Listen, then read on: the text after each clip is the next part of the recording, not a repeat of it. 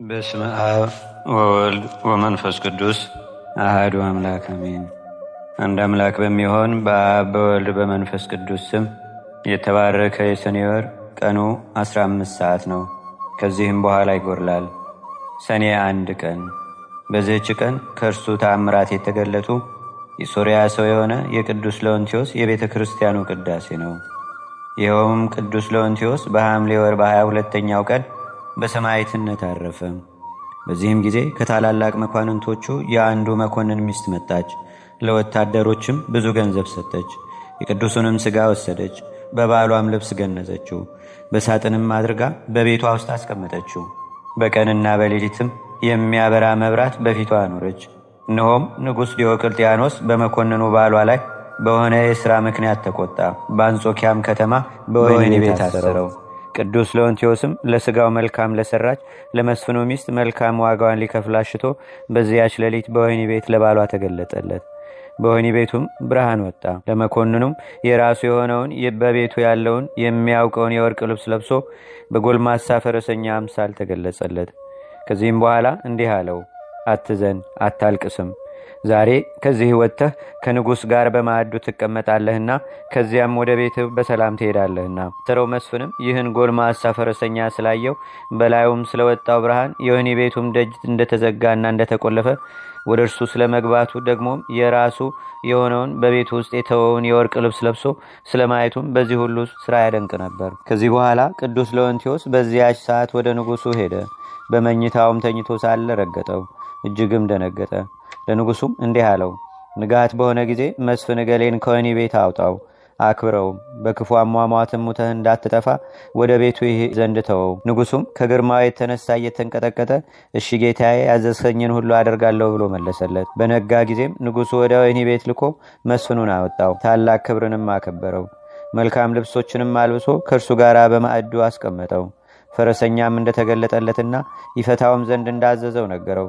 መስፍኑም አደነቀ። ንጉሡም የሥራይ ሥራ እንደሆነ አድርጎ አሰበ። መስፍኑም እኔ መጠበብንና ሥራይን አላውቅም፣ ከሊህ ከምትለኝም ነገሮች ማን እንደተገለጠልህ ምንም አላውቅም። ንጉሡም ከተገለጠልህ ራእይ ፍርሃት የተነሳ ክፉ ነገርን ሊናገረው አልደፈረም። ነገር ግን ወደ ሀገሩ በታላቅ ክብር ሰደደው እንጂ። መስፍኑም በጎዳና ሲጓዝ ሁለተኛ የእግዚአብሔር መልአክ ተገለጠለት። ወደ ሀገሩ ጠራብሎስም እስኪደርስ እያነጋገረው ያጽናናውም ነበር። ከዚህም በኋላ ተሰወረው። ቱም በገባ ጊዜ ቤተሰቦቹን ሰላም አላቸው። የእርሱን የወርቅ ልብስ የሚመስል ለብሶ ፈረሰኛ ጎልማሳ እንደተገለጠለትም ነገራቸው።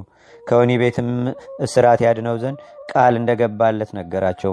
ሚስቱም ያዳነው ቅዱስ ለወንቲዮስ እንደሆነ አውቃ ብታየው ታውቀዋለህን አለችው። አዎን አላት። ከዚያም የቅዱስ ለወንቲዮስ ስዕል ወዳለበት ቦታ አስገባችው። አይቶም የተገለጠልኝ በእውነት ይህ ነው አለ። ሁለተኛም የቅዱስ ለወንቲዮስ ሥጋ ያለበትን ሳጥን ከፈተች። ያንንም የእርሱን የወርቅ ልብስ እንደለበሰ አየው። የፊቱንም መሸፈኛ ገለጠ።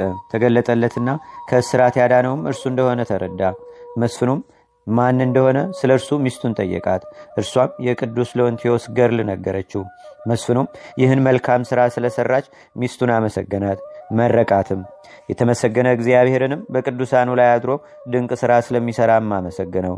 መብራትና ማይጠንትም እንዳይለየው ሚስቱን አዘዛት። ከሃዲው ዲዮቅልጥያኖስን ጌታችን እስካጠፋው ድረስም እንዲሁ የምትሠራ ሆነች። ከዚህም በኋላ መልካም ቤተ ክርስቲያን አንጸው ሥጋውን በውስጡ አኖሩ። በዚህች ዕለትም አከበሯት። ከሥጋውም ብዙዎች ድንቆችና ታምራት ተገለጡ። ለእግዚአብሔር ምስጋና ይሁን፣ እኛንም በጸሎቱ ይማረን፣ በረከቱም ከእኛ ጋር ትኖር ለዘላለሙ አሜን። ሰላም ለለወንቲዮስ ጸዋሬ መቅሰፍት በነፍሱ እስከ ተበላ ሥጋሁ ወእስከ ተበጽለ ማይሱ ድኅረ ታተተ ምድር ለዲዮቅልጥያኖስ ንግሱ በዛቲ ዕለት ቤተ ክርስቲያኖ ቀደሱ ወአጽምቲሁ ባሕሬ ውስቴታ ፍለሱ። በዚህች ዕለት እስራኤል የተባለው የያዕቆብ ልጅ የጻድቆ ዮሴፍና የሚስቱ የሐሰኔት የዕረፍታቸውን መታሰቢያ ነው።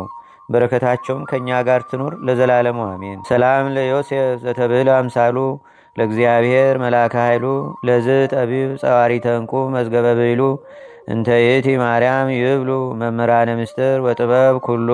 በዚህች ዕለት ከላይኛው ግብፅ ከጣህ አውራጃ የሆኑ የባልንጀራሞች ሰማዕታት መታሰቢያቸው ነው። የሰማዕት ቆዝሞስም የዕረፍቱ መታሰቢያ ነው። በረከታቸውም ትድረሰን ለዘላለሙ አሜን። ሰላም ለቆዝሞስ ወላቢያጺሁ ባማሃ ዘመሃገረ ጣሃ ወለቢፋሞን ሰማየ ዘተጋደለ ብዙሃ ከመይፍረ አሜካላ ዋስዋከ በሊሃ ገራይተ ልቤ ረስዩ ንጹሃ። በዚህችም ቀን የመስተጋደል የሰማየት ቢፋሞን የእረፍቱ መታሰቢያና በስሙ ከታነጹ አብያተ ክርስቲያናት የመጀመሪያዊቱ ቤተ ክርስቲያን ቅዳሴ ነው። የእስክንድሪያ ከተማ ሰማዕታትና የሊቀ ጳጳሳት ቶማስም መታሰቢያቸው ነው። በረከታቸውም ከእኛ ጋር ለዘላለሙ ትኑር አሜን። አንድ አምላክ በሚሆን በአብ በወልድ በመንፈስ ቅዱስ ስም ሰኔ 2 በዚህች ቀን የመጥምቆ የቅዱስ ዮሐንስ ሥጋ የቀናተኛው ኤልያስ ደቀ መዝሙር ከሆነው ከነቢዩ ኤልሳ ሥጋ ጋር በአንድነት ተገኘ። ችምለት የቄርሎስ የአክሌጥስና የኢትዮጵያ መነኮስ የቀውስጦስ መታሰቢያቸው ነው።